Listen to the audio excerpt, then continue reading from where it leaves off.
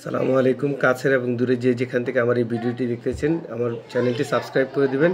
পবিত্র মাহে রমজানের শুভেচ্ছা ও মোবারকবাদ। আজ 9 মার্চ, রোজ রবিবার। আজকে ঢাকা ও সিলেটের আপডেট আমার কাছে মোটামুটি যতটুকু আছে তাই দিচ্ছি। আজকে প্রথমে সিলেটের আপডেট। সিলেট বিএফএস গ্লোবাল থেকে আজকে ভিসা হয়েছে প্রায় 11টি। তার মধ্যে একই মালিকের সিসিলিয়া শহরের 3টি, 2টি ডোমেস্টিক ভিসা, বাকিগুলো স্পন্সর ভিসা।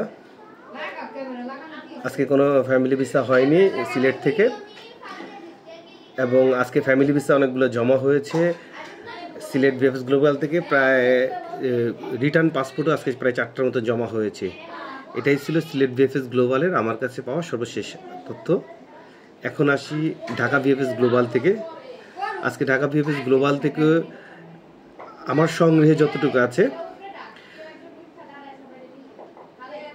রাগুসা শহর থেকে ভিসা উঠেছে, এগ্রিকালচার ভিসা পেয়েছে প্রায় 6টি, এবং স্পন্সর ভিসা পেয়েছে টোটাল 8টি।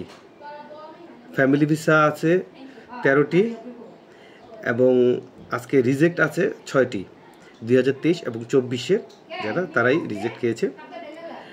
আর ফ্যামিলি ভিসা সেপ্টেম্বর মাসের ফ্যামিলি ভিসাও পেয়েছে প্রায় 3টি, আর বাকিগুলো ফেব্রুয়ারি আছে, মার্চের আছে, এপ্রিলের আছে। আসলে ফ্যামিলি এখন কোনো ভিসার যে ভিসাগুলো দিচ্ছে তার কোনো নির্দিষ্ট সময়সীমা নেই, যে কোনো মাসেরই ভিসা এখন হতে পারে।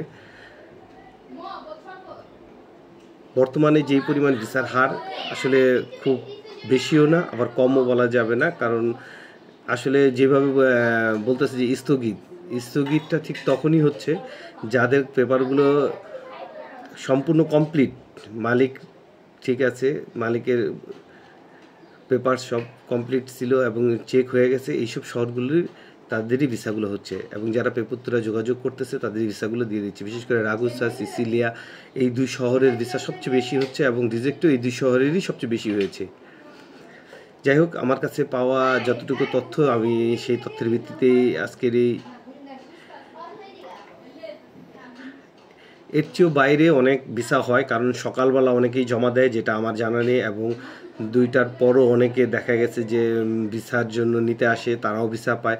আসলে সব তথ্য, সঠিক তথ্য যারাই আপডেট দেখ, সঠিক আপডেটটা কেউ দিতে পারবে না। এটা আমার কাছে আংশিক, হয়তো 3 ভাগের 2 ভাগ আমরা তথ্য দিতে পারি। পুরোপুরি অনেকেই হয়তো বলেন যে আপনারা এই তথ্য কোথা থেকে পান। আসলে সম্পূর্ণ তথ্য আমরা দিতে পারি না, যতটুকু আমাদের তথ্য দিতে, কারণ আমাদের অনেক ভাই ব্রাদাররা আছে যারা আমাদের ফোন করে জানায়, আজকে তথ্যগুলো জানায়, কারণ সবসময় আমাদের পক্ষে যাওয়া সম্ভব না ভাই। এই জন্যে কেউ দুর্নীতি বা যে কেউ আসলে খারাপ কথা বলবেন না। আমরা যতটুকু তথ্য পাই আপনাদের ততটুকুই দিই। ধন্যবাদ।